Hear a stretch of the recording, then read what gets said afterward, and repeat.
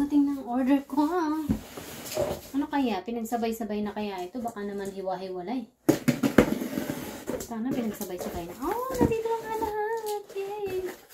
Para makapag-organize na ako. Ayun, laki pala nito. Ito na yung bag na binili ko. Ang laki. Parang maliit lang siya. Ayan. Malaki. Oh. Maganda kaya yung belt na. Oh, okay. Ito yung hinahanap ko. Gusto ko. Buti na lang ganyan siya. Okay. Parang may laman sa laman. Ano pa yung laman niya? Okay. Tapos, ang dali lang. Ako ng kutsilyo ko. Ito naman yung kutsilyo na nabili ko. Kutsilyo for boxes. Ito yung nakita ko rin. Kung kailan nakabili na ako, saka ko siya nakita. Ayan. Dahil kailangan ko siya. Oh, yung cute niya. Ang cute. Oh, sobrang liit lang niya. Sobrang nipis. Sobrang liit, sobrang gaan. Ito yung kailangan ko. Oh, ang ganda. Saka madami siya, ha? Ito siya. Oh, parang siyang marker. 1, 2, 3, 4, 5, 6. Wow, kala ko. May libreng blade. Ayan, oh. May 5 siya, tapos may libreng mga blade. Ay, ang galing. Oh, ang ganda. Ang ganda. Wow. Ayan. Para meron na akong para mas magaan ang aking dadalhin. Ayan siya. And then, nabili kong organizer. Kasi mag-organize ako ng banyo.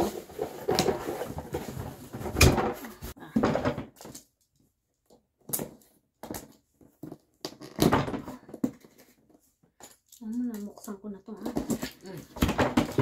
Ayan, dalawa daw to, eh. Mura na ang bili ko nito, ha? Kasi mahal to sa pag binili ko to sa labas, sa Walmart, ganyan. Mahal siya sa Walmart. Parang yata yung isa nito, $30. Pero nabili ko lang siya ng $24 for 2. Ayan, 2. Para paglagyan ko ng mga shampoos, body wash, sa banyo. Ayan. Bubuuin na natin siya.